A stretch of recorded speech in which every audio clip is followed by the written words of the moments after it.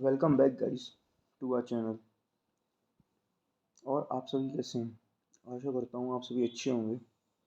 दोस्तों, अगर आप हमारे यहाँ ऑफलाइन बैचेस ज्वाइन करना चाहते हैं तो आप कर सकते हैं। जो झांसी में जो लोग रहते हैं वो ऑफलाइन बैचेस ज्वाइन कर सकते हैं। दो जगह आप मेहंदी बाग में भी ऑनलाइन ऑफलाइन बैचेस जम दे मतलब अब में आ सकते हैं, अटेंड कर सकते हैं। और एक नंदनपुरा है, वहाँ पे भी आप ऑफलाइन बैचेस में आ सकते हैं। 1 अप्रैल से ऑफलाइन बैचेस चालू हो रहे हैं, तो आप इनको ज्वाइन कर सकते हैं और कुछ नया सीख सकते हैं।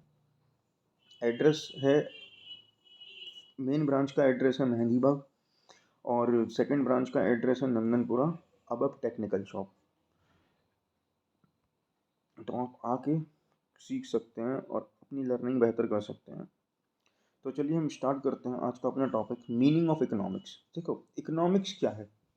इकोनॉमिक्स क्या है? अभी हमने इकोनॉमिक्स के बारे में पढ़ा ना पहली क्लास में, कि इकोनॉमिक्स में हम स्टडी करते हैं मार्केट की, डिमांड सप्लाई की, और मतलब रिसोर्सेज का किस तरह से एक से ज़्यादा हम यूज़ कर सकें, कैसे गुड्स और सर्विसेज को डिस्ट्रीब्यूट कर सकें, कंज्यूम कर सकें। ठीक है ना? तो हमें यही सब पढ़ना है इकोनॉमिक्स में। तो आइए पढ़ लेते हैं इकोनॉमिक्स की डेफिनेशन क्या कहती है। इकोनॉमिक्स की डेफिनेशन क्या कहती है? Economics is a science, social science, which studies the way a society choose to use its limited resources, which have alternative use, to produce goods and services and to distribute them among different peoples, different group of peoples। देखिए वही चीज़ लिखी है ना, कि एक तो हमें limited resources का ऑल्टरनेटिव यूज़ कैसे करना है, लिमिटेड रिसोर्सेज का alternative use, to produce goods and services and to distribute them among different peoples, different group of peoples। Limited resource हैं और हमें उनका ऑल्टरनेटिव यूज़ करना है। जैसे वही चीज़ है लैंड। अब आप वही, फिर मैं वही एग्जांपल दूंगा कि आप उसी लैंड को अपने रहने के पर्पज से भी यूज़ कर सकते हो, उसी लैंड को आप अपनी शॉप के पर्पज से भी यूज़ कर सकते हो, उसी लैंड को आप अपने गोडाउन के पर्पज से भी यूज़ कर सकते हो, और उसी लैंड को आप अपने किस पर्पज से यूज़ कर सकते हो, एग्रीकल्चरिंग के पर्पज से यूज़ कर सकते हो। तो जब एग्रीकल्चरिंग के पर्पज से यूज़ करोगे तो उस पर क्या होंगे? गुड्स नहीं प्रोड्यूस होंगे। गुड्स मतलब अनाज वगैरह, ग्रेन्स वगैरह, राइस वगैरह। और उसी पे आप कुछ ना कुछ शॉप खोल के या कोई बैंक खोल के या मतलब किसी भी ऐसी कुछ भी ऐसी चीज़ खोल के आप सर्विस दे सकते हैं। हॉस्पिटल्स, जैसे हॉस्पिटल्स वगैरह होते हैं, वो क्या करते हैं? सर्विस देते हैं। बैंकिंग क्या करती है? सर्विस देती है आपको। इस तरह से to distribute them among different groups of people. अब आपने मान के चलो उस पर्टिकुलर एरिया पे एक शॉप खोल ली, तो अब डिफरेंट ग्रुप्स ऑफ पीपल वहाँ उस शॉप पे, आपके पास 10 साल का भी बच्चा आ सकता है, 12 साल का भी बच्चा आ सकता है, 18 साल का भी बच्चा आ सकता है, और 50 साल का भी एक इंसान आ सकता है। तो उसी उसी एज के हिसाब से आप उनसे डील करोगे। अब आप 10 साल वाले को 10 साल वाले के हिसाब से क्लोथ्स दिखाओगे, 12 साल वाले को 12 के हिसाब से, 18 को 18 के हिसाब से, और 50 को 50 के हिसाब से। अंडरस्टूड? तो यही है इकोनॉमिक, कि आपको सोसाइटी में, आपको लिमिटेड रिसोर्सेज से, सॉरी, आपको सोसाइटी में, 1 सेकेंड,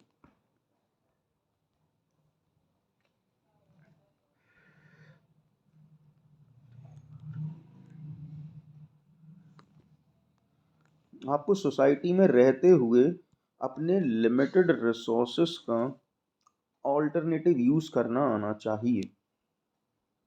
ठीक है? सो अब why economics is considered as social science? See, the term science stands for any systematic and organized body of knowledge. Economics is also a science, as it is a systematic and organized study of economics, behavior of human being। मतलब लोगों का behaviour कैसा है, economics ये study करती है। और science जो है वो क्या है? एक सिस्टमैटिक और ऑर्गेनाइज्ड बॉडी है। सिस्टमैटिक और organised body means body on the basis of rules and regulations, on the basis of experiments. Science में हम क्या कहते हैं? साइंस में हम फैक्ट्स में डील करते हैं। फैक्ट्स जो कि रूल्स रेगुलेशंस से बने होते हैं। अगर अगर इट मीन्स, देखो, अगर H2O वाटर है तो उसके पीछे एक रीजन है, एक सिस्टमैटिक फॉर्मूला है, एक सिस्टमैटिक पैटर्न है। तो यही चीज़ साइंस हमें बताती है फैक्ट्स के बारे में, और इकोनॉमिक्स हमें स्टडी कराती है ह्यूमन बिहेवियर, इंसान किस तरह से सोचता है, किस तरह से अपनी ज़रूरतों को पूरा करता है, किस तरह से चीज़ों को देखता है, किस तरह से चाहता है, ये चीज़ हमें इकोनॉमिक्स बताती है। सो अब see second point, it is not an exact science, लिखा है ना, like physics and chemistry, as it deals with the study of human behaviour, therefore it is known as social science. इसलिए इसको हमने social science बोला है, क्योंकि ये फैक्ट्स में पूरी की पूरी, ये फैक्ट्स में डील नहीं करती है, ये फैक्ट्स के साथ साथ ह्यूमन बिहेवियर को भी समझती है। लेकिन साइंस जो होती है वो पूरी की पूरी आपकी फैक्ट्स में डील करती है। जैसा आपने रूल है, जिस तरह का पैटर्न है उस तरह का पैटर्न फॉलो होगा। लेकिन ह्यूमन बिहेवियर की, इंसान का स्वभाव कैसा है, इंसान के मतलब इंसान सोचता किस तरह से है, किस तरह से इंसान जब मार्केट में जाता है तो ये प्रोडक्ट लेगा कि नहीं लेगा, तो वो ह्यूमन बिहेवियर, वो इंसान की ज़रूरतों को भी समझती है। उस हिसाब से इकोनॉमिक्स में हम, इसलिए हम इकोनॉमिक्स को बोलते हैं पूरा सोशल साइंस, की फैक्ट में भी डील करती है और साथ ही साथ ह्यूमन बिहेवियर को भी समझती है। अंडरस्टूड? तो 1 सेकेंड।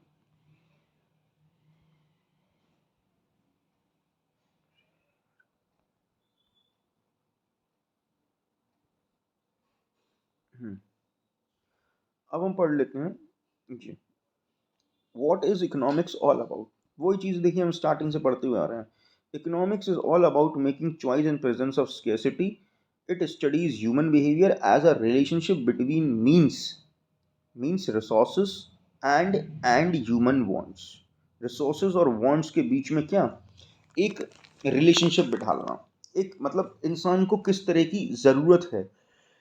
अब जैसे कि देखिए, वही मैं फिर एग्जांपल लूँगा, लैंड है, तो लैंड, अगर एक इंसान जॉब कर रहा है तो वो लैंड उसके लिए आएगी हाउस के पर्पस से यूज़ में, तो उसकी एंड वांट क्या हो गई, उस पर हाउस बनाना।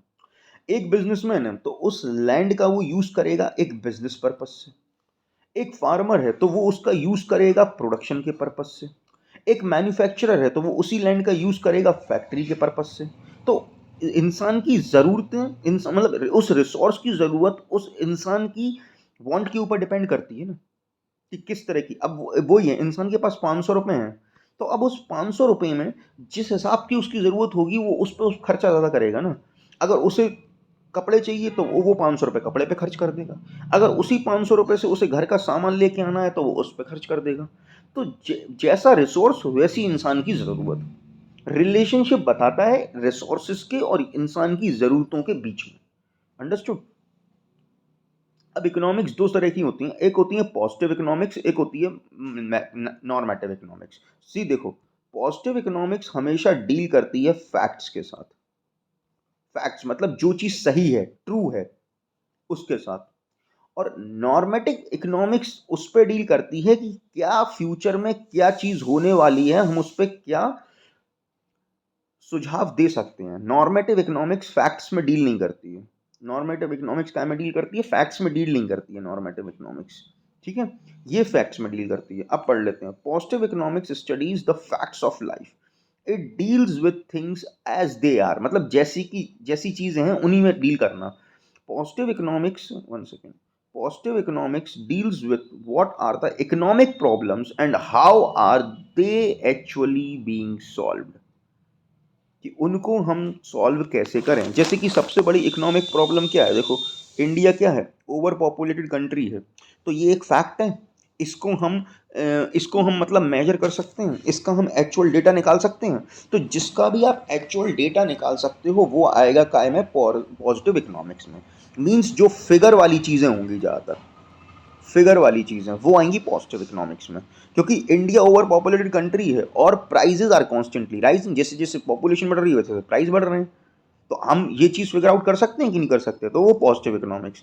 अब जैसे मैं आपको एक स्टेटमेंट और देता हूँ, कि एक स्टेटमेंट में आपको और देता हूँ, जैसे जैसे एक मिनट रुक जाइए, बताता हूँ। जैसे कि देखो, हायर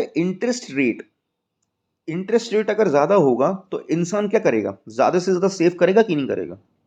तो ये भी एक पॉजिटिव इकोनॉमिक्स है, फैक्ट है कि नहीं है, कि जाहिर सी बात है अगर इंसान के पास 1000 रुपये हैं ओए सॉरी, मान के चलो, हाँ, अगर इंसान के पास, सही बात है, 1000 रुपये है, और 1000 रुपये अगर इंसान के पास है, और अगर उस 1000 रुपये पे पहले आपको 2% ब्याज मिलता था, सॉरी, पहले उस 1000 रुपये पे, ये 1000 रुपये है और इस पे आपको 2% ब्याज मिलता था, अब वही बैंक है कि हम इस पे 5% ब्याज देंगे, तो आप क्या करोगे?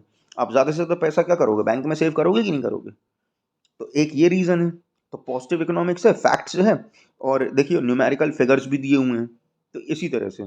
तो अब हम पढ़ लेते हैं पॉजिटिव इकोनॉमिक्स में हमें किन चीज़ों पर पढ़ना है। देखो, पॉजिटिव स्टेटमेंट जो होता है ना, 1 सेकेंड,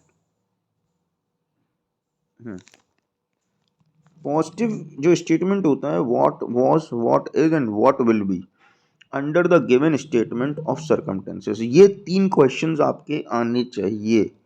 उसका अगर आप रीजन फाइंड कर रहे हो तो, कि व्हाट वाज, व्हाट इज क्या हो सकता है और क्या होगा, व्हाट विल बी क्या था, क्या हो सकता है और क्या होगा।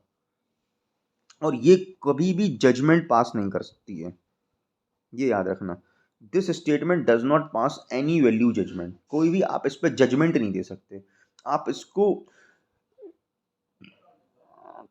आप इस पर सजेस्ट कर सकते हो, लेकिन आप इस पर जजमेंट नहीं दे सकते।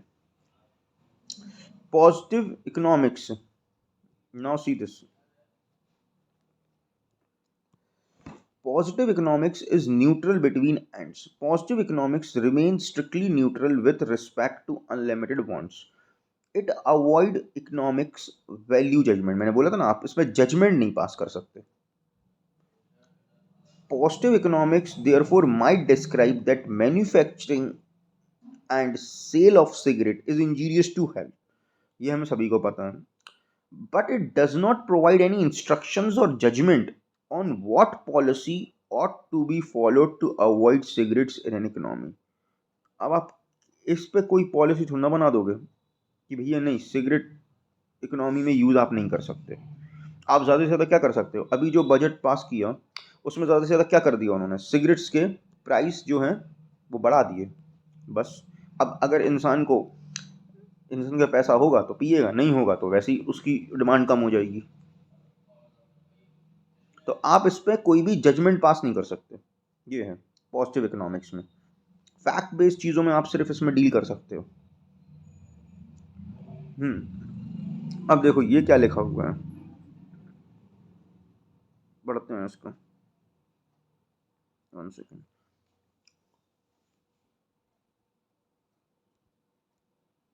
This, do not confuse statements of positive economics as statement of truth. Positive economics statement should not be confused as statement of truth. They may be true or false. For example, if Paras says that India is most populated country in the world and Saksham says that China is most populated country, then both are positive statements. However, Paras is wrong and Saksham is right. देखो, आप positive economics को ये मत सोचो कि positive economics को आप एक सत्य मान लो, एक सही स्टेटमेंट मान लो, एक सच्चाई, ट्रुथ। नहीं, ये फैक्ट के ऊपर डील करती है, मैंने आपको पहले बताया। अब जब पारस ने बोला कि इंडिया क्या है, पॉपुलेटेड कंट्री है, तो आप इंडिया के फिगर्स चेक करोगे कि इंडिया में कितनी पॉपुलेशन है, और चाइना के आप फिगर्स चेक कर सकते हो, चाइना की कितनी पॉपुलेशन है, और कंपेयर करो, जिस जो सही होगा उसको, वो सही है। तो आप पॉजिटिव इकोनॉमिक्स में क्या कर सकते हो, पॉजिटिव स्टेटमेंट को आप कंपेयर कर सकते हो, उससे आप एक्चुअल डेटा फाइंड कर सकते हो। So see, the point to be noted is that positive statement can be verified as true और false by comparing with actual data,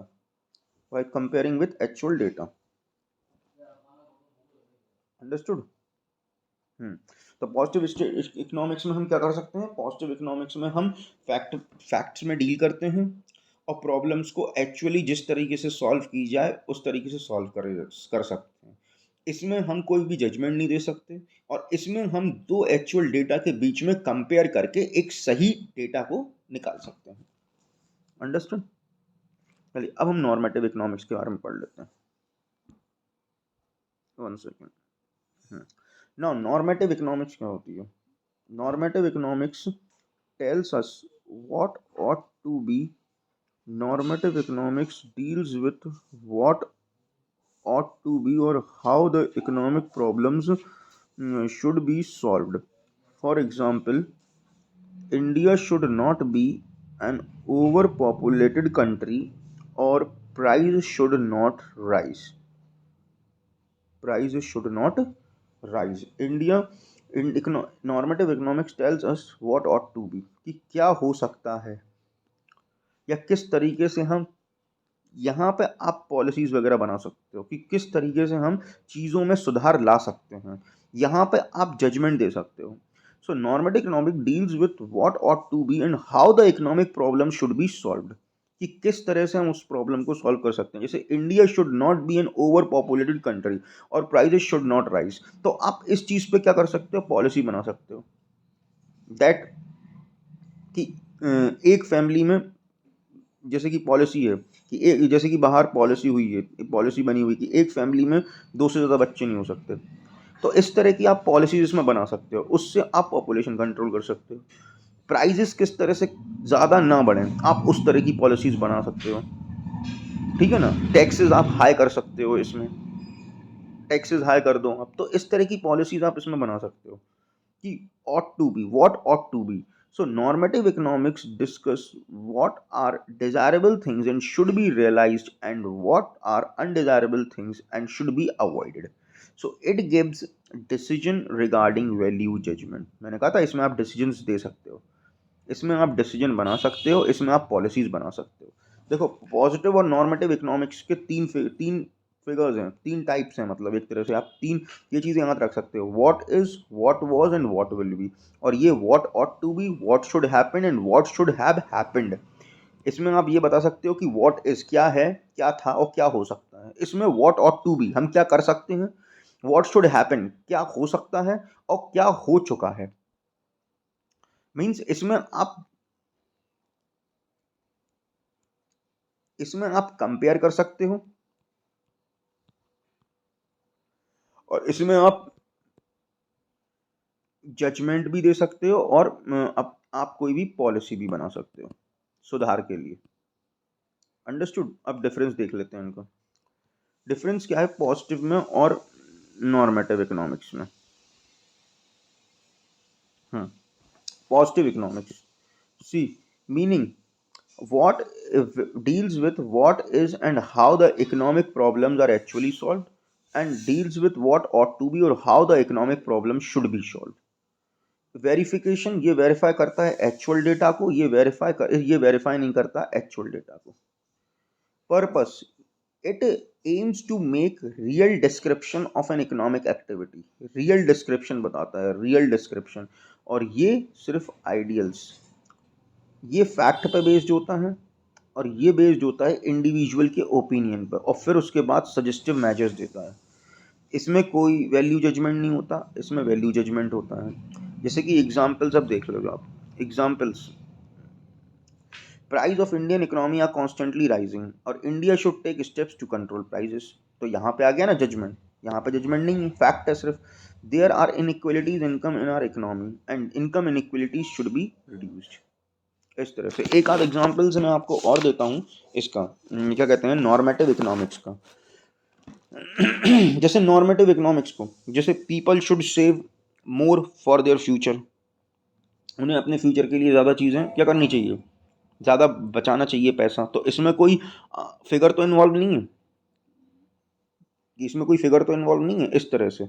तो आप एक इसका बेसिक मीनिंग आप सिर्फ ये फाइंड कर सकते हो पॉजिटिव और नॉर्मेटिव इकोनॉमिक्स में, आप ऐसे डिफाइन कर सकते हो कि जिसमें आपको प्रॉपर फिगर नहीं दी हो वो है नॉर्मेटिव स्टेटमेंट, और जिसमें एक तरह से प्रॉपर फिगर दे दी हो वो है पॉजिटिव स्टेटमेंट। जैसे मैं आपको एक और एग्जांपल देता हूँ, जैसे कि मैं आपको एक और एग्जांपल देता हूँ, in India population is increasing at an alarm rate. Alarm rate मतलब एक उच्च स्तर पर पॉपुलेशन बढ़ रही है, लेकिन ये तो नहीं पता ना कितनी बढ़ रही है पॉपुलेशन। लेकिन अगर कंपैरिजन आ जाता इंडिया के साथ कोई चाइना और आ जाता मान के चलो, तो ये हो जाता पॉजिटिव स्टेटमेंट, क्योंकि वहां पे कंपैरिजन हो रहा है, कि वहां पे क्या हो रहा है, कंपैरिजन हो रहा है। अंडरस्टूड। जैसे कि देखो ये है, the government should impose heavy taxes on rich people. अब देखो यहाँ पे कंपैरिजन तो नहीं है रिच और पुअर के बीच में, इम्पोज करने चाहिए हैवी टैक्सेस रिच पीपल पे, लेकिन कैसे हैवी टैक्सेस ये नहीं पता, कितने तरह के कितना टैक्स देना चाहिए ये नहीं पता, इस तरह से। सो अंडरस्टूड पॉजिटिव और नॉर्मेटिव इकोनॉमिक्स।